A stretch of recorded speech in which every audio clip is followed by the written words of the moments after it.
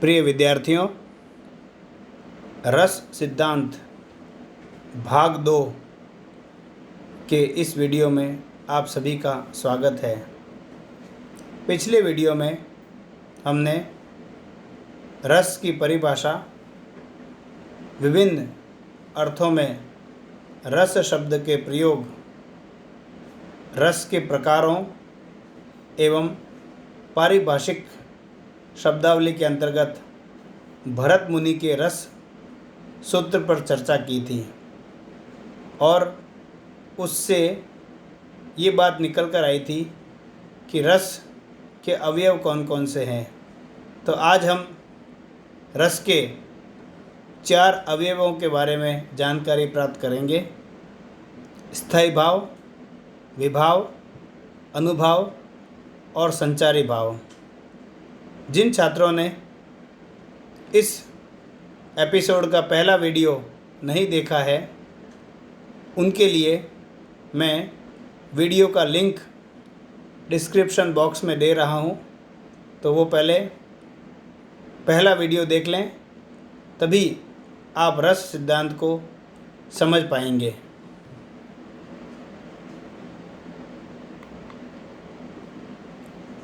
रस के अवयवों के अंतर्गत पहले हम चर्चा करेंगे स्थायी भाव की। भाव का अर्थ है होना। सहृदय के अंतःकरण में जो मनोविकार, वासना या संस्कार रूप में सदा विद्यमान रहता है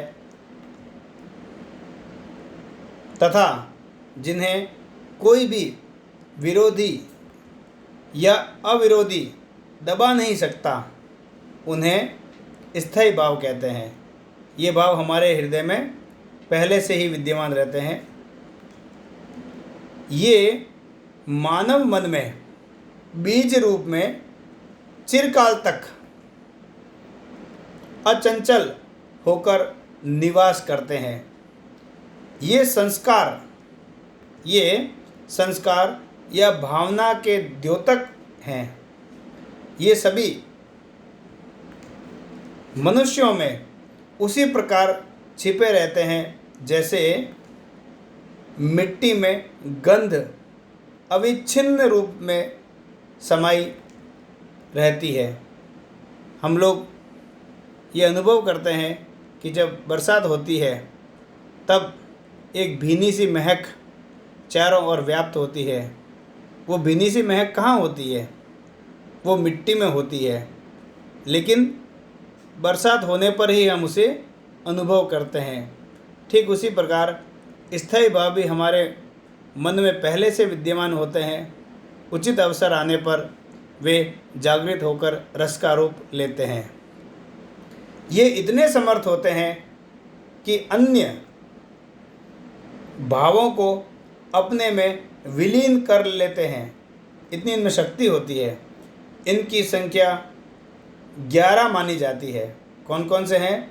रति, हास, शोक, उत्साह, क्रोध, भय, जुगुप्सा, विस्मय, निर्वेद, वत्सलता और ईश्वर विषयक प्रेम। यहाँ पर ध्यान देने योग्य बात यह है कि वत्सलता और ईश्वर विषयक प्रेम को रति स्थायी भाव के अंतर्गत माने जाने पर इनकी संख्या 9 रह जाती है, जो उचित भी है।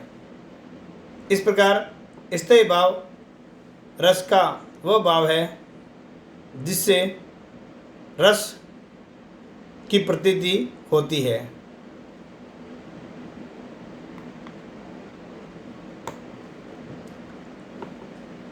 छात्रों, अब हम बात करेंगे विभाव। विभाव का अर्थ है कारण। यदि हम शब्दार्थ पे जाएं तो इसका अर्थ है कारण। जिन कारणों से सहृदय सामाजिक के हृदय में स्थित स्थायी भाव उद्बुद्ध होकर या उद्बुद्ध होता है, उन्हें विभाव कहते हैं। ये दो प्रकार के होते हैं। विभावों के मूल रूप से दो भेद होते हैं।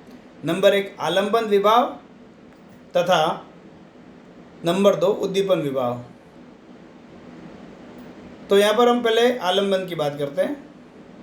आलंबन विभाव भावों का उद्गम जिस मुख्य भाव या वस्तु के कारण हो वह काव्य का आलंबन कहा जाता है।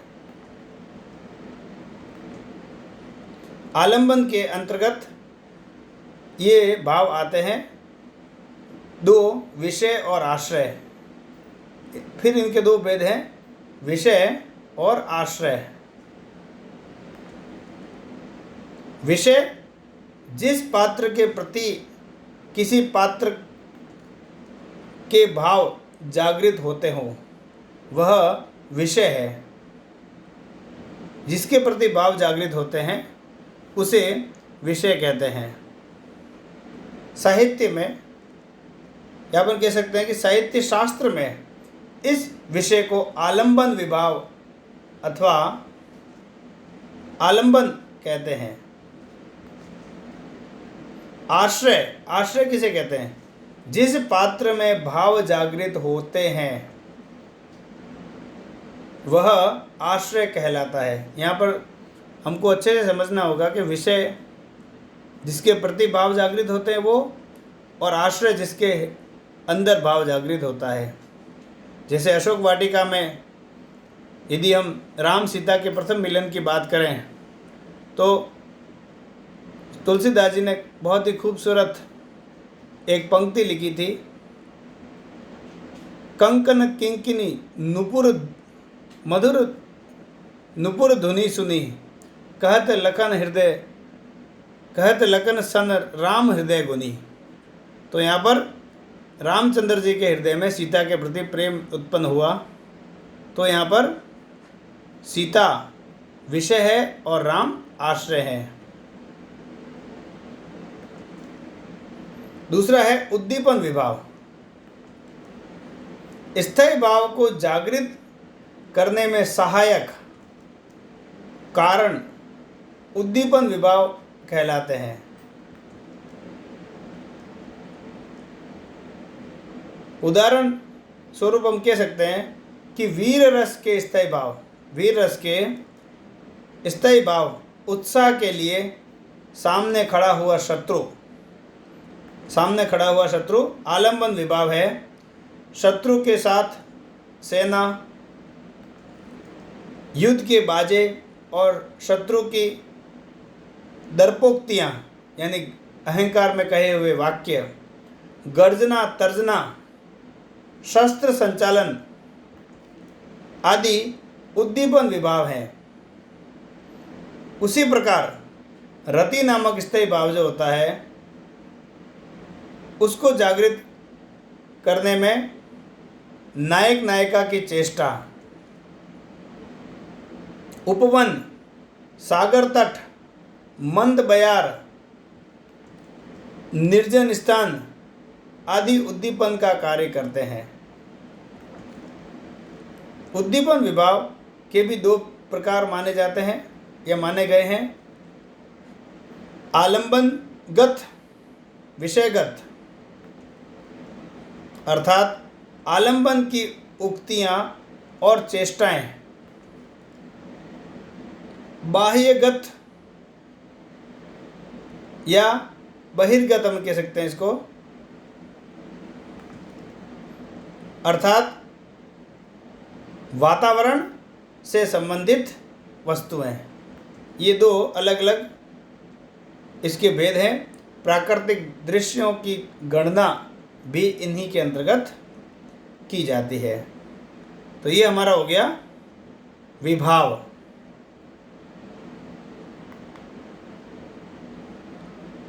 अब हम बात करेंगे अनुभाव। अनुभाव क्या होता है? अनुभाव का शाब्दिक अर्थ होता है अनुभव कराने वाला। रति, हास, शोक आदि स्थायी भावों को, ये जो हमारे स्थायी भाव हैं, प्रकाशित या व्यक्त करने वाली आश्रय की चेष्टाएं अनुभाव कहलाती है।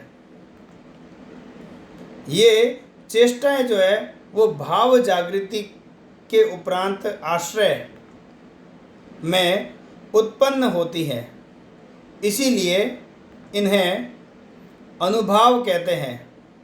अर्थात जो भावों का अनुगमन करे वह अनुभाव कहलाता है। इसका अर्थ ये भी होता है, एक अनुभाव के दो भेद हैं, इच्छित और अनिच्छित। ये मुख्य दो भेद हैं। आलंबन एवं उद्दीपन के माध्यम से, आलंबन एवं उद्दीपन के माध्यम से अपने अपने कारणों द्वारा उत्पन्न भावों को बाहर प्रकाशित करने वाली सामान्य लोक में जो कार्य चेष्टाएं हैं होती हैं, वे ही काव्य, नाटक आदि में निबद्ध अनुभाव कहलाती हैं। उदाहरण स्वरूप हम कह सकते हैं कि विरह व्याकुल नायक द्वारा सिसकियां भरना, मिलन के भावों में अश्रु, स्वेद, रोमांच, अनुराग, इन सब के सहित देखना। क्रोध जागृत होने पर क्या करते हैं हम लोग? शस्त्र संचालन, कठोर वाणी, आँखों का लाल हो जाना आदि अनुभाव कहे जाते हैं। साधारण अनुभाव जो है, साधारण अनुभाव अर्थात इच्छित अनुभाव, इच्छित जो है अभिनय, हम कह सकते हैं के तीन भेद होते हैं, या इच्छित अनुभाव के भी कह सकते हैं इसको। इनके तीन भेद होते हैं, एक आंगिक, दूसरा वाचिक और तीसरा आहार्य। आश्रय की शरीर संबंधी चेष्टाएं आंगिक या कायिक अनुभाव हैं। रति भाव के जागृत होने पर भूविक्षेप, कटाक्ष आदि हमारी जो प्रयत्न हैं वो कैसे होते हैं? ये प्रयत्न हमारे किए गए प्रयत्न जो होते हैं, ये प्रयत्न हमारा जो वाग व्यापार होता है, यानी हमारी जो वाणी होती है, हमारा वाग व्यापार वाचिक अनुभाव है। यदि हम इस प्रकार की वाणी का अनुसरण करते हैं तो ये वाचिक अनुभाव है। आरोपित या कृत्रिम वेशभूषा या वेश रचना आहार्य अनुभाव कहलाते हैं। परंतु स्थायी भाव के जागृत होने पर स्वाभाविक या अकृत्रिम अयत्नज अंग विकार को सात्विक अनुभाव कहते हैं। इनके लिए आश्रय को कोई भी बाह्य चेष्टा नहीं करनी पड़ती, उसको ये प्रयास नहीं करना पड़ता, वो स्वतः ही जागृत होते हैं। इसीलिए ये अयत्नज कहे जाते हैं। इनके लिए किसी प्रकार के यत्न की आवश्यकता नहीं होती है, ये स्वतः प्रादुर्भूत होते हैं और इन्हें रोका नहीं जा सकता। सात्विक अनुभाव अर्थात अनैच्छिक या अनिच्छित, इनके 8 भेद होते हैं। कौन कौन से होते हैं? स्तंभ, स्वेद, रोमांच, स्वरभंग, वेपतु, वेपतु का मतलब होता है कंपन, वैवर्ण्य, अश्रु और प्रलय। ये हमारे 8 प्रकार के सात्विक या अनिच्छित अनुभव होते हैं।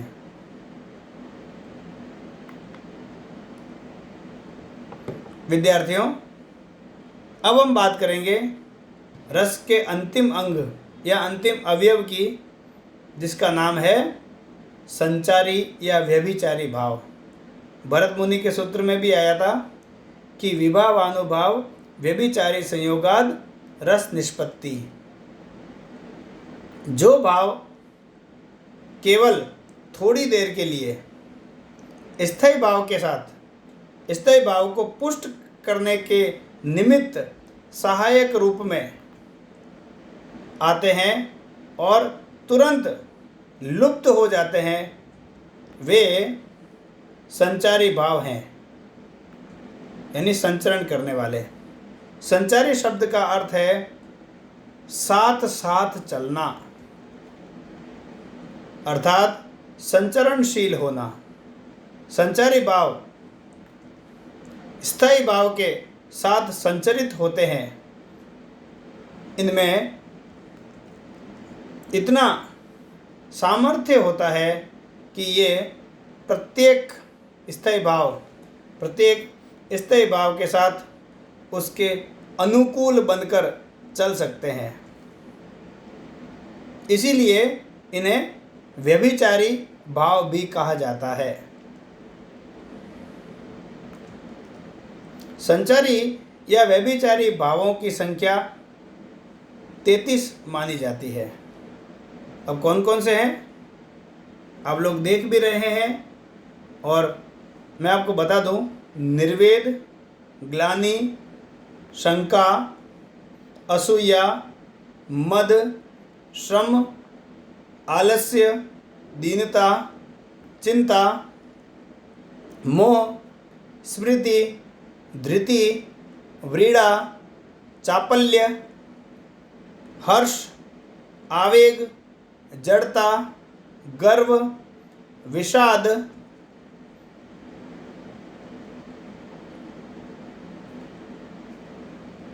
औत्सुक्य, निद्रा, अपस्मार, जिसको कहते हैं मृगी का दौरा जिसको पड़ता है, अपस्मार, स्वप्न, प्रबोध, अमर्ष।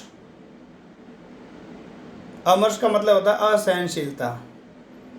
अमर्ष के बाद अवहित्था, यानी भाव का छिपाना, उग्रता, मति, व्याधि, उन्माद, मरण, त्रास और वितर्क। ये भाव जो होते हैं इनको हम कहते हैं संचारी भाव। और अंत में आप सभी का धन्यवाद कि आप इस वीडियो के अंत तक बने रहे। रस सिद्धांत का ये जो प्रकरण है ये यहीं पर समाप्त नहीं होता, इसके और भी वीडियोज़ मैं अपलोड करूँगा, तो आप इस श्रृंखला को निरंतर देखते रहें।